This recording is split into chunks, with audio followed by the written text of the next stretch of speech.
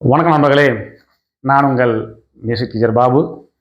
நாம் இந்த பதிவில் என்ன பார்க்க போகிறோன்னா, மியூசிக் இன்ஸ்ட்ருமெண்ட் படிக்கும் ஸ்டூடெண்ட்ஸுக்கு ஏற்படும் பெனிஃபிட்ஸ் என்னென்னு பார்க்க போகிறோங்க. இப்போ அதில் பொதுவாக நம்ம இசை கருவி கற்றல் அப்படின்னு பார்த்தோம்னா, இசை என்பது ஒரு பாடம் அல்ல, அது ஒரு மாணவனை சிறந்த மனிதராக உருவாக்கும் பயிற்சி அப்படின்னு சொல்லலாங்க. மியூசிக் என்பது ஒரு திறமை மட்டுமல்ல, அது வாழ்க்கையை வடிவமைக்கும் ஒரு ஒழுக்கம்.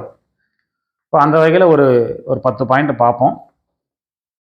ஃபஸ்ட்டு பாயிண்ட் பார்த்தோன்னா, அது மாணவனின் மூளை சக்தியை உயர்த்துகிறது.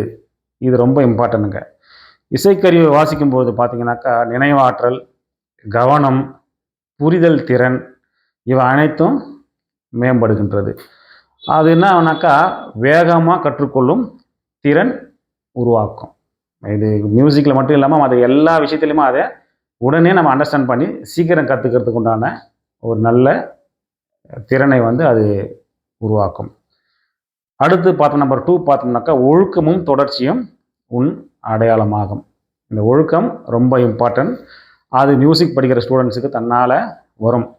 தினசரி பயிற்சி ஒரு ஒழுக்கமான மாணவனாகவும் பொறுப்புள்ளவனாகவும் மாற்றுங்க. இது படிப்பிலும் வாழ்க்கையிலும் வெற்றிக்கு அடித்தளமாக அமையுங்க. ரெகுலராக நம்ம ஒன்று பண்ணுறோம், கரெக்டாக பண்ணுறோம் அப்படின்னா அது எல்லா சூழ்நிலையிலும் அது நமக்கு உதவிகரமாக இருக்குங்க. அடுத்து நம்பர் 3, தன்னம்பிக்கை தானாக உருவாகும். இப்போ ப்ராக்டிஸ் பண்ணி நாம் ஒரு ஸ்டேஜ் ப்ரோக்ராம்லேயோ இல்லை எக்ஸாமுக்கோ அல்லது குரூப் ப்ராக்டிஸ் பண்ணி ஒரு பெர்ஃபார்மன்ஸ் பண்ணுறோன்னு வச்சுக்கோங்க. அங்கே பயம், தயக்கம் ஆகியவை நீக்கி ஒரு தைரியமான மாணவனாக நம்மளை உருவாக்கும். அடுத்து நம்பர் 4, கவனம் செலுத்தும் திறன் அதிகரிக்கும். இதுவும் ரொம்ப இம்பார்ட்டன்ட்டுங்க. ஒரே நேரத்தில் கேட்குறது, வாசிக்கிறது, இன்ஸ்ட்ருமெண்ட்டை நம்ம ஆப்ரேட் பண்ணுறது, இந்த மாதிரி பல வேலைகளை நம்ம செய்வோம். அப்போ பண்ணோம்னாக்கா அது மாணவனின் கவன சக்தியை பல மடங்கு உயர்த்துகிறது. அடுத்து நம்பர் 5, மன அழுத்தத்திற்கு இசை ஒரு மருந்து. இதை நம்ம நிறைய பார்க்குறோங்க. இப்போல்லாம் மெடிக்கல் லைன்லேயே வந்துருச்சுங்க. மியூசிக் ஒரு தெரப்பி, மியூசிக் தெரப்பியாக கொண்டு வந்துட்டுருக்காங்க. அப்படி பண்ணும்போது ஸ்டூடெண்ட்ஸ்னு பார்த்தோம்னாக்கா, அந்த படிப்பினால் வர அழுத்தம், கோபம், பதற்றம், பயம் இது எல்லாமே இசையின் மூலமாக மெதுவாக சமநிலைக்கு வருவதற்கு வாய்ப்புகள் அதிகம். அடுத்து நம்பர் 6, கை, கண், காது இதனுடைய ஒருங்கிணைப்பு. இதுவும் மியூசிக்கு இந்த 3மே ரொம்ப இம்பார்ட்டன்ட். இன்னும் ட்ரம்மர்லாம் பண்ணாக்கா காலும் நம்ம அதில் சேர்த்துக்கலாங்க. ஃபுல் பாடியுமே சேர்க்கலாம். அப்படி பார்த்தோன்னாக்கா, இப்போ இன்ஸ்ட்ருமெண்ட் பிளேயர் அப்படின்னு பார்த்தோம்னாக்கா, விரல் வலிமை, அப்புறம் துல்லியம், அப்புறம் உடல் கட்டுப்பாடு இவை அனைத்தும் இசை பயிற்சினால் இயல்பாக வளரும். அடுத்து நம்பர் 7, படைப்பாற்றல் தன்னால் மலருங்க. இப்போ பார்த்தீங்கன்னாக்கா, இசை ஒரு மாணவனை வேறு கோணத்தில் சிந்திக்க செய்கிறது. இப்போ கம்போசிங் பண்ணுறாருனாக்கா அவர் சாதாரணமாக யோசிக்க முடியாதுங்க. அவர் பல விதமாக யோசித்து தான் அவருக்குன்னு ஒரு ஸ்டைலு கொண்டு வருவாங்க. அப்போது அந்த மாணவனின் சொந்த வெளிப்பாடு, கற்பனை திறன் வளரும் மியூசிக் படித்தோம்னாக்கா. அடுத்து நம்பர் 8, குழு பண்பும் தலைமை தன்மையும். இதுவும் இம்பார்ட்டன்ட்டுங்க. இப்போ ஒரு குழு இசை பயிற்சி மரியாதை, ஒத்துழைப்பு, பொறுமை மற்றும் தலைமைத்தன்மையை கற்றுத்தருகிறது. ஒரு நல்லா பெர்ஃபார்ம் பண்ணுறாரு, நல்லா ப்ராக்டிஸ் பண்ணி பண்ணுறாருனாக்கா அவர் தான் அந்த டீமோட ஹெட்டாக இருப்பாருங்க. அப்போ இங்கேயே நம்ம ஹெட்டாக இருக்க பழக்கப்பட்டோம்னாக்கா, நாளைக்கு எங்கே வேலைக்கு போகிறோமோ இல்லை வேறு எங்கேயாவது வேறு ஒரு செயலில் ஈடுபடும் போது நாம் தலைமை பண்பு ஏற்கிறதுக்கு தகுதியானவனா இங்கேயே நம்ம பழக்கமாயிடுங்க.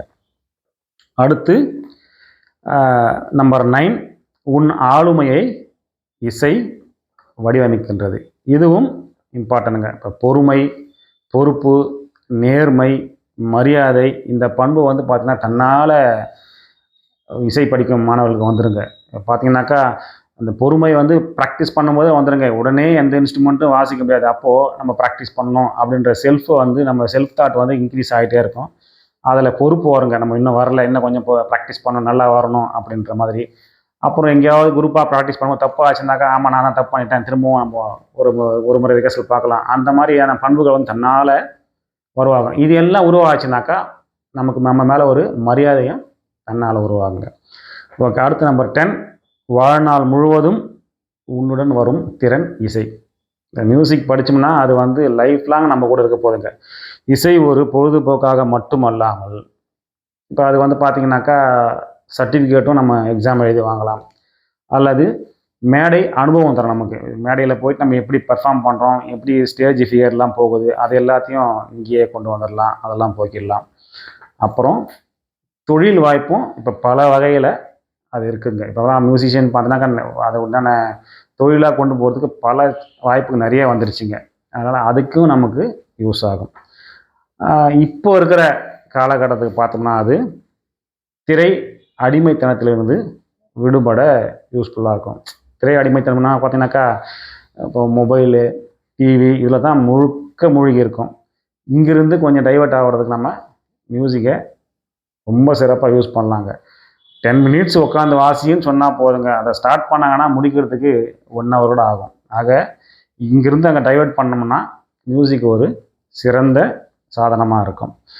அப்போது ஒரு ஸ்டூடெண்ட்டாக அதை நம்ம நினைவில் வச்சுக்க வேண்டியது என்னன்னாக்கா, நீ தினமும் இசையை பயிற்சி செய்கிறாய் என்றால் உன் எதிர்காலத்தை தினமும் கட்டமைக்கின்றாய் என்பதை மைண்டில் வச்சுக்கணுங்க. அப்போது வாழ்நாள் முழுவதும் நிலைக்கும் அடையாளம் இசை.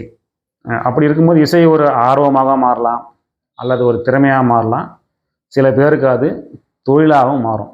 அதனால் மியூசிக்கை வந்து சும்மா அப்படியே பொழுதுபோக்காக மட்டும் இல்லாமல் இந்த 10 பாயிண்ட்டும் நமக்குள்ளே வருதுன்றதை அண்டர்ஸ்டாண்ட் பண்ணி கொஞ்சம் சின்சியராக நல்லா ப்ராக்டிஸ் பண்ணோம்னா, ரெகுலர் ப்ராக்டிஸ் பண்ணோம்னாக்கா மியூசிக்லையும் நல்லா வரலாம், லைஃப்லையும் நல்லா வரலாம். நன்றி, வணக்கம்.